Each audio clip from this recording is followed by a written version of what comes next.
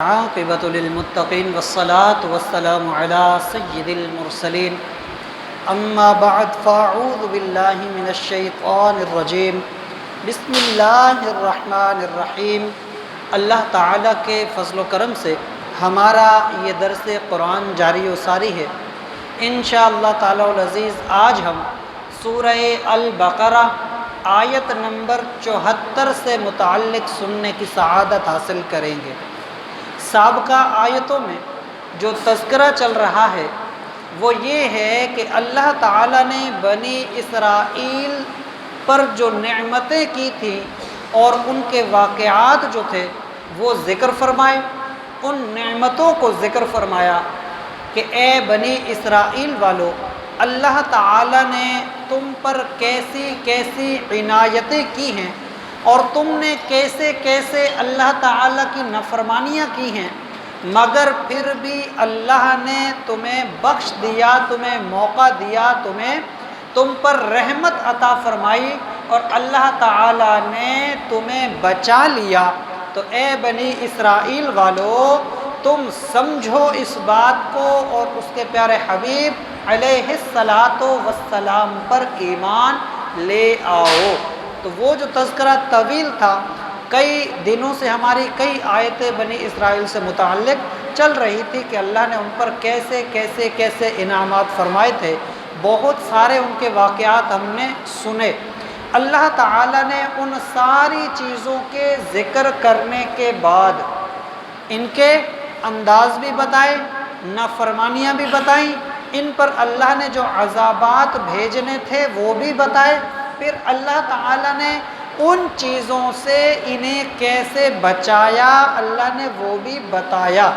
اس کے بعد اس آیت کے اندر اللہ تعالیٰ نے ذکر فرمایا کہ ثم قست قلوبکم، بے شک پھر تمہارے یہ جو دل ہے نا پھر بھی سخت ہو گئے، من بعد ذالک، ان چیزوں کے بعد بھی، یعنی وہ جو پیچھے واقعات ذکر فرمائے کہ تم نے یہ کیا، اللہ نے تمہیں ایسے بچایا، اللہ نے تمہیں یہ نعمت دی، یہ نعمت دی، یہ نعمت دی، اتنی تم پر رحمتیں اللہ نے کی، ان ساری چیزوں کے بعد بھی فرمایا ثم قست قلوبکم، تمہارے دل پھر سخت ہو گئے، یعنی پھر بھی تم لوگوں نے ہدایت نہیں پائی، پھر بھی اللہ تعالیٰ کی نافرمانی کی، ایسی کہ تمہارے دل بات کو تسلیم کر ہی نہیں رہے تھے، سامنے چشمے نکلے۔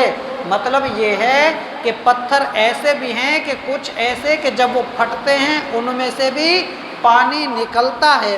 تو فرمایا وَإِنَّ مِنْهَا لَمَا يَهْبِطُ مِنْ خَشْيَةِ اللَّهِ، انہی پتھروں میں سے کچھ پتھر ایسے بھی ہوتے ہیں کہ وہ اللہ کے خوف سے گر پڑتے ہیں۔ پتھروں میں بھی ایسے پتھر ہیں کہ جن سے نہریں بہتی ہیں، جن میں سے پھٹتے ہیں تو پانی نکلتا ہے، ایسے بھی ہیں کہ جو رب کے خوف سے گر جاتے ہیں۔ تو مطلب یہ کہ پتھر نہیں، پتھروں سے بھی زیادہ سخت ہو۔ تو فرمایا وَمَا اللَّهُ، اب یہاں پر ایک بات ہے کہ یہ سن لو، تم جیسے بھی کرو، وَمَا اللَّهُ، بے شک جو اللہ تعالیٰ ہے نا، بِغَافِلٍ، وہ غافل نہیں ہے۔ وَمَا اللَّهُ بِغَافِلٍ، اللہ تعالیٰ بالکل بھی غافل نہیں ہے، عَمَّا تَعْمَلُونَ، اس چیز سے جو تم عمل کرتے ہو۔ اللہ تعالیٰ کسی بندے کے عمل سے بھی غافل نہیں ہے۔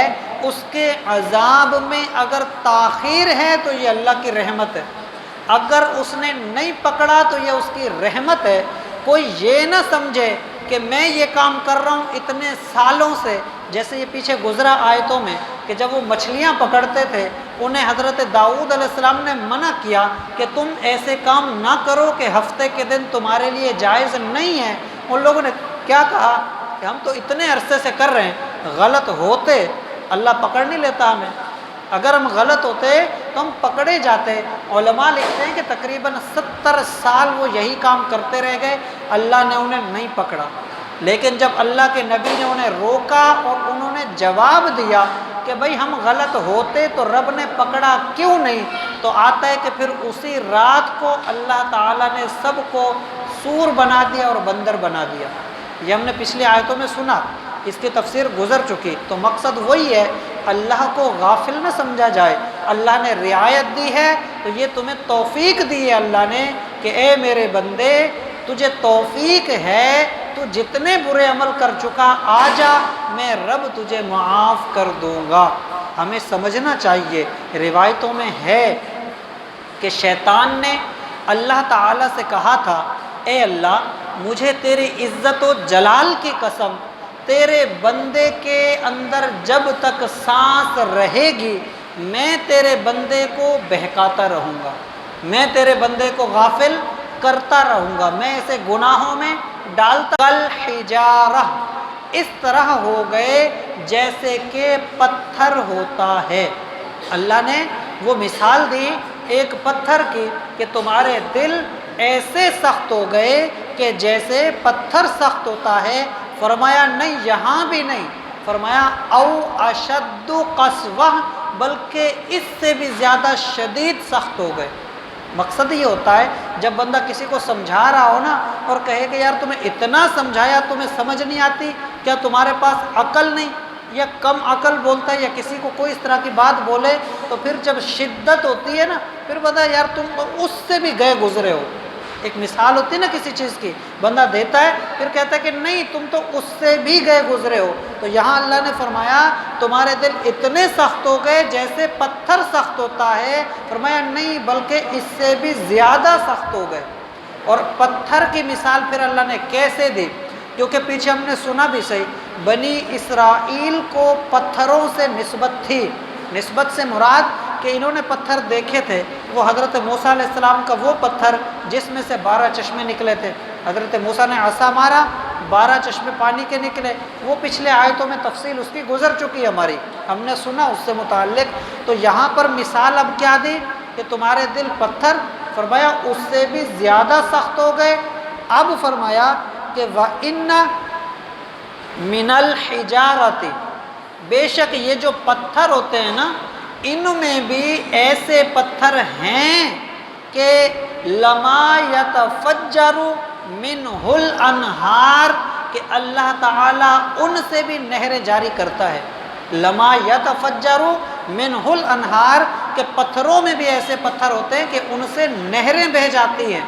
تو مطلب یہ ہے کہ پتھر اتنے سخت نہیں ہوتے، ان کی مثال تو دی جاتی ہے کہ یہ پتھر ہے مگر اتنے سخت پتھر نہیں ہیں۔ فرمایا ان میں سے بھی پانی نکلتا ہے۔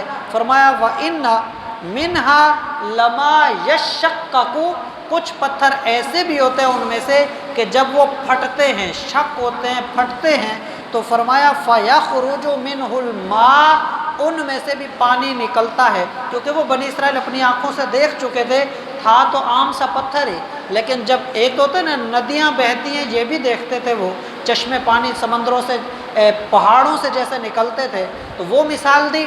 دوسری دی کہ نہیں، ایک پتھر عام سا پتھر جو تمہارے سامنے ہو کہ اس کے آگے پیچھے اوپر نیچے کچھ بھی نہیں، کوئی اس میں سے ذریعہ، کوئی راستہ نہیں، کوئی اس کے اندر خول کے اندر کچھ بھی نہیں، خالی پتھر ہے، سانس ہے، میں اسے بہکاتا رہوں گا۔ تو اللہ نے بھی فرمایا کہ اے شیطان، اے مردود، پھر مجھے بھی میری عزت و جلال کی قسم کہ میرا بندہ جتنا بھی گنہگار ہوگا جب تک وہ مجھ سے توبہ کرتا رہے گا میں بھی اسے معاف کرتا رہوں گا۔ تو یہ اللہ تعالیٰ کی توفیق ہے۔ اللہ تعالیٰ سے دعا ہے کہ اللہ تعالیٰ ہمیں صحیح طور پر قرآن کریم کی تعلیم کو سمجھنے کی توفیق عطا فرمائے۔ اللہ ہمارے کاموں سے غافل نہیں ہے، آئیں اپنے رب کی طرف لوٹ آئیں، ہم سب مل کر اللہ سے توبہ کریں۔ اللہ رحیم ہے، اللہ کریم ہے، وہ بخشنے والی ذات ہے۔